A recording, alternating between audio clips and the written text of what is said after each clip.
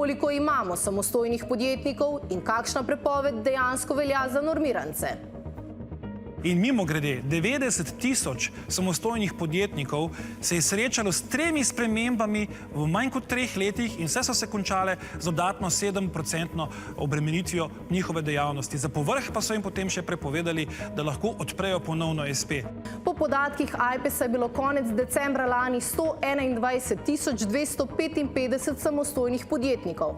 Od 1. januarja letos velja, če si bil normiranec in si zaprl dejavnost, moraš za ponovni vstop počakati 5 davčnih let.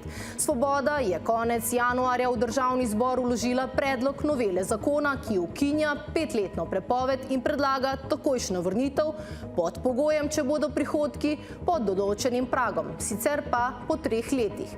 In še, to velja samo za normirance, ne za vse samostojne podjetnike. Ker je samostojnih podjetnikov prek 121 tisoč in ne 90 tisoč, kot trdi Prebilič, in ker velja trenutno 5-letna prepoved za normirance, smo izjavo označili kot nepravilno. Dodatna obremenitev za vse ne velja v višini 7%, za tiste s prihodki do 60 tisoč je ostala enaka 4%.